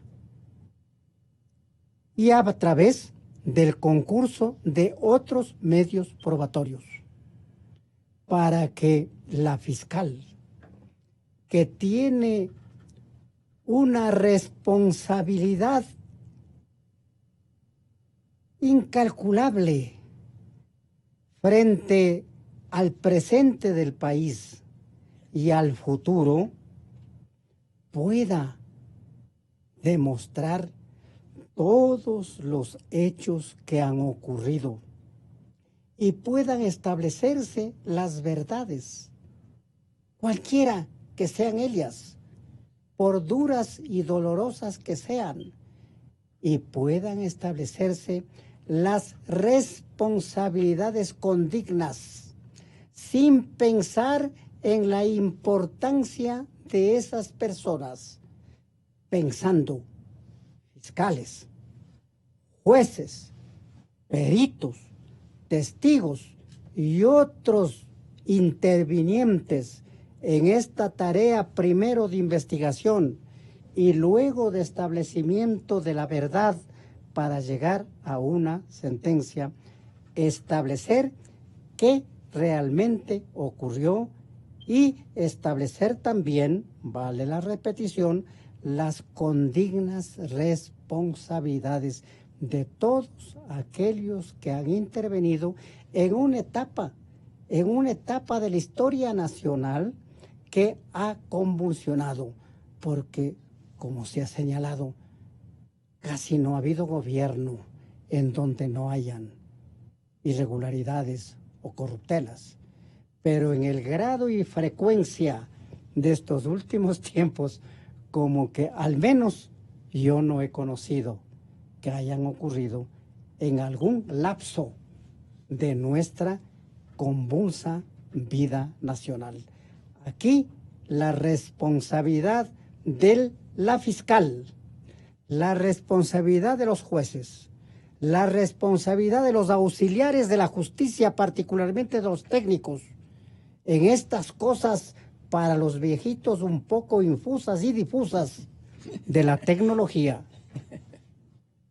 va a ser determinante en orden a llegar a la verdad histórica. Lo que interesa es un desafío generacional. Es un desafío en el que en definitiva estamos comprometidos todos quienes hacemos parte de la sociedad nacional. ¿Y si dejamos hacer y dejamos pasar? Y si dejamos hacer o dejamos pasar, como que los problemas de este país no tienen compostura. Y les dejamos a nuestros hijos. Y esos problemas naturalmente pueden multiplicarse. Yo no hablo de la disolución nacional, pero yo sí creo que hay serios riesgos en nuestro Estado, en los diferentes órdenes, en el orden económico, en el orden social, en el orden político y hasta creo que en el orden moral. Todos estos aspectos se conjugan para pensar en el futuro, no solo en el presente. Es importante, es vital el presente, pero este presente va a determinar, va a determinar lo futuro que será el futuro inmediato y mediato de nuestro país. La obligación y misión de todos, ateniéndome a las circunstancias que se vienen, doctor Santiago Acurio, ingeniero Fabián Hurtado. El software de criminalística ha encontrado datos borrados del celular Así me han puesto aquí. Estamos hablando con propiedad.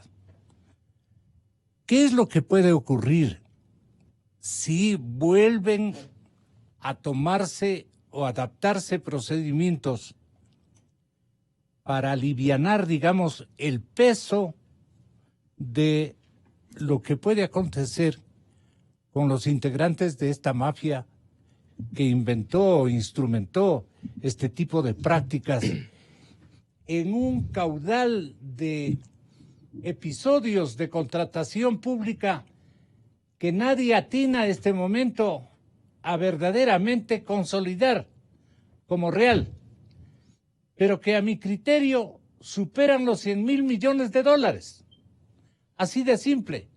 Eso es lo que se manejó, de acuerdo y en comparación con los abanicos de dineros que ingresaron al país por un sinnúmero de resortes bien aventurados y por otros, por mecanismos que, incumpliendo la ley y la normatividad interna, se facilitaron para contratar obras, para ejercitar una tarea mancomunada con las empresas que han traicionado el interés nacional, el interés de la región, el interés de todo el sistema, y que deben ser más bien este momento censuradas no con un espaldarazo, pues.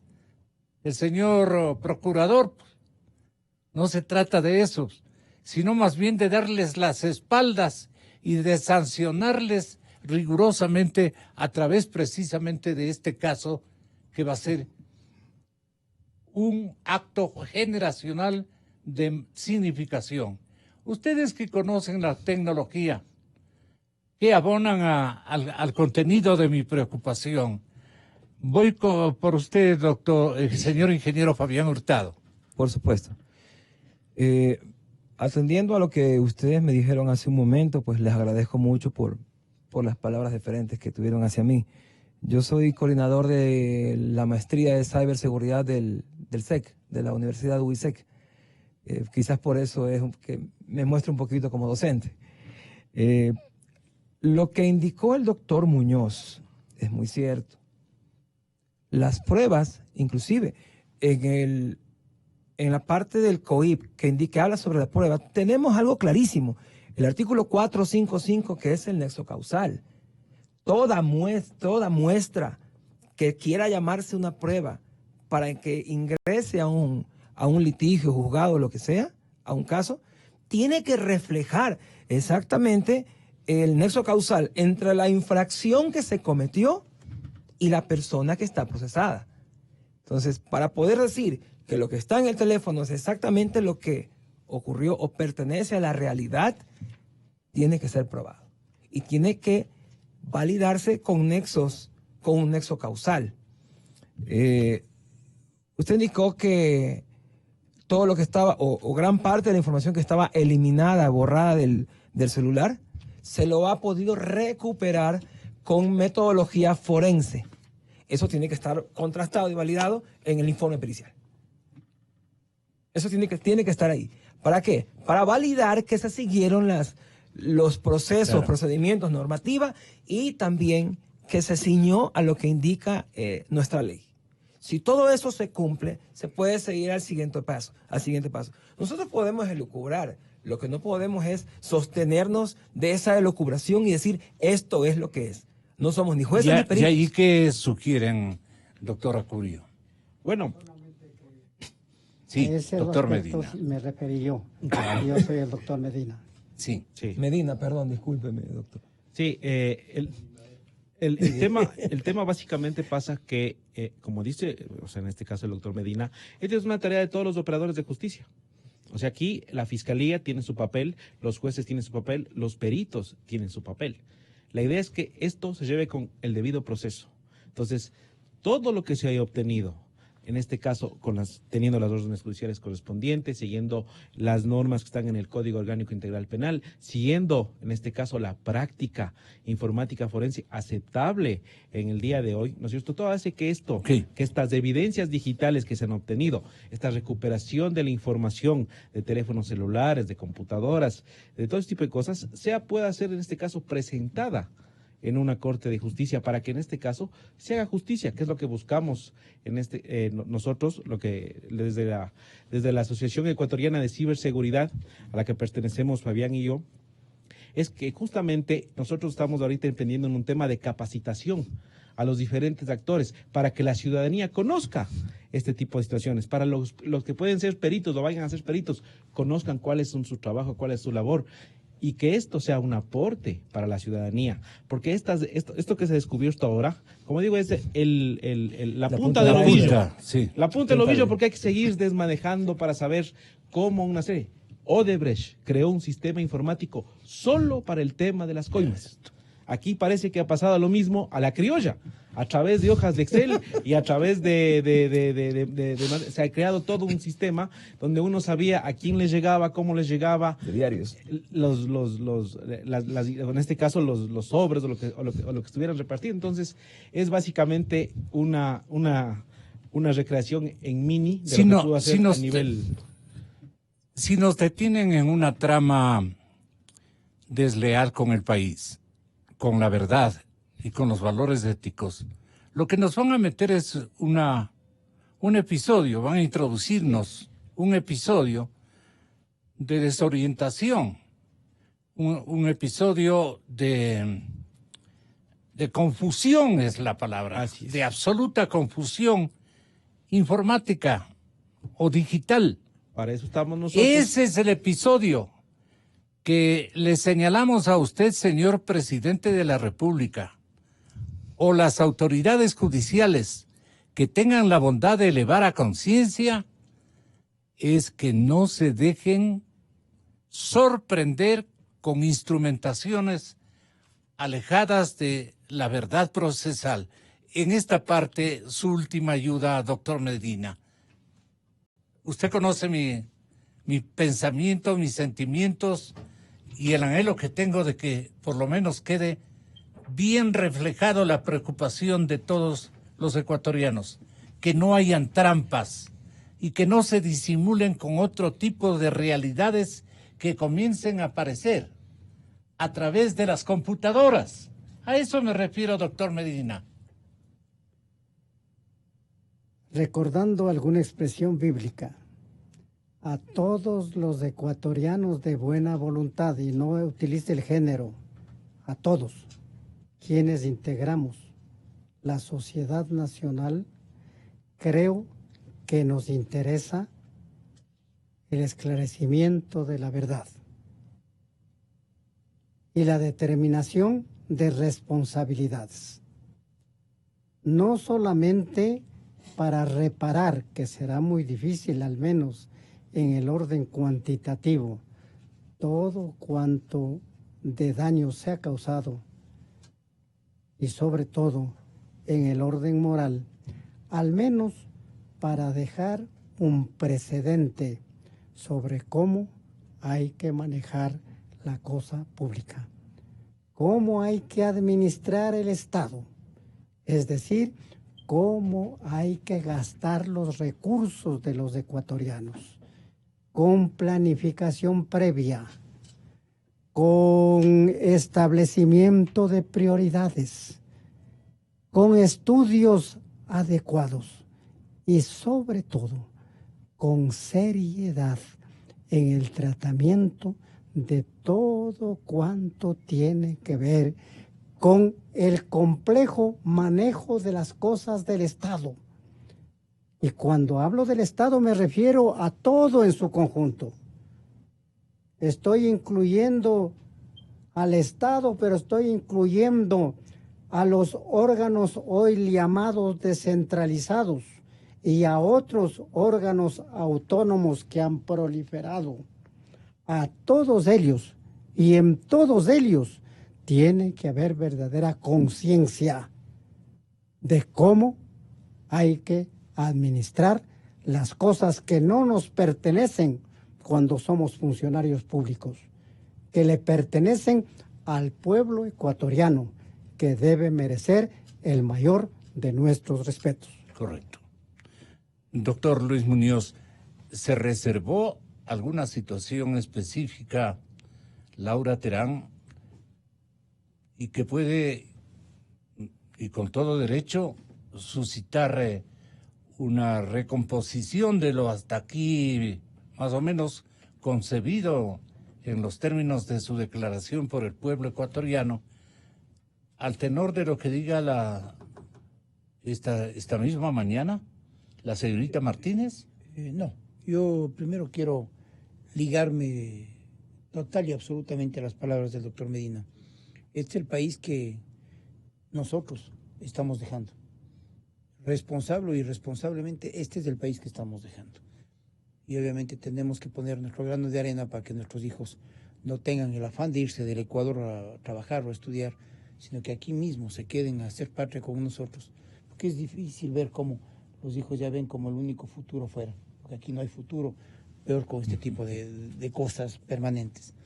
Laura Terán hizo, y lo digo públicamente, hizo un convenio con quien le habla en el momento de asumir la defensa, y fue un convenio de honestidad mutua, en el que ella tenía que transparentar todo lo que conocía y hacerlo de manera pública a través de la Fiscalía y los medios de comunicación. Ella ha cumplido al 100% con su palabra, y lo que pasó el día de ayer solamente refleja esto, decir la verdad. Ella no ha maquillado, no ha manipulado, no ha utilizado, simplemente ha dicho lo que ella vivió como servidora pública en la presidencia de la República. ¿Pero qué le faltó decir? Bueno, yo pienso que dentro del proceso es tanta la información que muchas cosas habrán quedado para los técnicos, para los peritos, que serán los que vayan sacando toda esta información. Esto es apenas, usted lo ha dicho y tiene razón, es apenas la punta del iceberg. De lo que yo veo, cada día van apareciendo nuevas informaciones, muchas informaciones, que tendrán que ser contrastadas, no en meses, quizás en años, porque se trata de 300.000 documentos. Y yo no sé si se alcance con un equipo gigante a analizar mail por mail. Yo no conocía de esto y por eso admiro la profesión de mis contertulios, pero es tan difícil ir mail por mail como han sabido hacer, ir sacando la información de cada uno, ir calificando si esto tiene que ir a una impresión, a un archivo, tiene que ser tomado en cuenta en el proceso. Pero será la fiscal general, en quien yo confío como abogado, de la forma en la que está llevando la investigación. Serán los jueces del Poder Judicial, que tienen una deuda con el país. No creo que nos den la espalda a los ecuatorianos, y que lo que dice el doctor Medina es claro y es diáfano, es transparente. Si la gente es buena, quedará libre. Si la gente cometió una incorrección sin la cargazón de la inobjetividad política, tendrán que ser sancionados. Y de esa manera el país tiene ya un precedente para las próximas ocasiones. Vea lo que está pasando en el Perú, nos debe llenar a nosotros de envidia. No por los presos, sino por la eficiencia de una investigación que no ha tenido reparos, ni con expresidentes, ni con asambleístas. Ahí está la señora Keiko Fujimori, segunda en el proceso electoral, está procesada. Se reivindicó la justicia peruana. Y vea, mal está decirlo, doctor Medina, usted, porque está usted aquí presente, pero la justicia anterior que tuvo el Poder Judicial era una justicia a la que yo fui empleado, y obviamente a los magistrados de la Corte no había cómo alzarles a ver, porque no por prepotencia, sino porque eran gente sabia y gente buena. Era imposible a un doctor Barea, a un doctor Soria, al doctor César Muñoz Llerena en el Consejo de la Judicatura, hoy día ya él falleció, pero vea, era imposible alzarles a ver, por su calidad moral, su calidad humana, su preparación. Eran maestros universitarios a los que les debíamos respeto y consideración. Ahora pasan por la presidencia, están en una ONG, directo a la Corte Nacional. Claro, el resultado es el que estamos viendo. No todos, ojo, no todos. Ahí hay buenos magistrados, comenzando por su presidenta, en la que yo Pero es confío, un entrevero horroroso, ¿no? Sí. Definitivamente al Poder Judicial le han hecho soletas. Le utilizaron, y obviamente los que le utilizaron hoy día tienen la desfachatez de hablar contra el Poder Judicial que ellos han creado. Y esto es una sinvergüencería, y esto es un círculo vicioso que alguien tiene que destruir. El Poder Judicial es una institución que tiene que gozar de independencia absoluta, Inclusive, doctor Medina, en épocas políticas duras, el Poder Judicial tenía y se mantenía independiente. Y vea que le costó, recuerde usted, costó duro mantener su independencia. Ahora vea, lastimosamente veo a una guerrera ahí, que es la doctora Aguirre, dando batalla, peleando lo que es su institución, pero atrás de ella hay magistrados que no deberían estar ahí, que entraron por la puerta, por la tranquera, por la puerta de atrás, que entraron a través del beneficio de haberles puesto ahí, sin haber ganado concurso alguno o haber ganado concursos. Pero todo debe comenzar por el Consejo de la Judicatura, quiero entender. Sí, lo que pasa que ahí también, licenciado Rosero, ahí hay una persona, un vocal del Consejo, que es quien cerró un medio de televisión y trabajaba para el gobierno del presidente Correa. Entonces, ¿qué puede usted esperar de eso si no es repetir la misma historia? ¿Y qué va a pasar cuando tenga que juzgar a los jueces este señor que es correísta y cuya mujer trabajaba para el señor Gustavo Yalc? El resultado va a ser el mismo o peor, porque está ahí metido, enancado dentro de un Consejo de la Judicatura que intenta caminar y que no puede porque no le dejan caminar. Entonces, vea, el país tiene que ponerse y tiene que tener el valor de confrontar este tipo de eventos sin caer en el escándalo, sino con la seriedad con estos debates, del cual me excluyo, de gente valiosa, de gente de primera línea en el Ecuador, que puede darnos luces claras, como han hecho los peritos, el doctor Medina, la doctora Mariana Yepes, es decir, que la gente vea en los valores de estos personajes todo un consejo. O el país se pone el terno del país o se vuelve un país inviable como es Venezuela el día de hoy. Doctor, ¿me puede decir la plena? ¿Desacomodó Laura lo que pueda decir o pretendía decir esta mañana Pamela? No, de ninguna manera.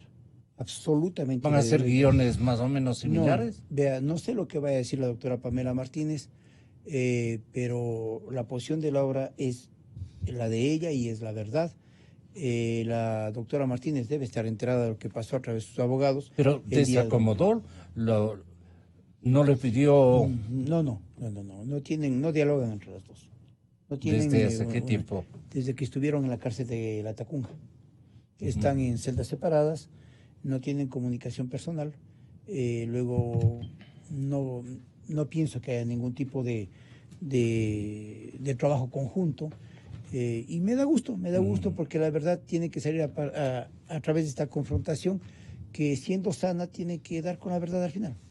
Las inculpaciones de Pamela a Laura podrían ser no contundentes, pero sí de fría maldad. Es posible, pero no le sirve de nada, porque no creo que la doctora Martínez gane absolutamente haciéndole daño a una madre de familia que le sirvió en forma leal en su trabajo. No, eso no pienso que vaya a pasar. Más bien yo pienso que la doctora Pamela Martínez, que ha sido dada la espalda por esta gente de Alianza País, dirá también lo que tiene que decir en su verdad, ¿no? Yo respeto mucho toda la trama. Todos los procesados, incluyendo al señor que está en Bélgica.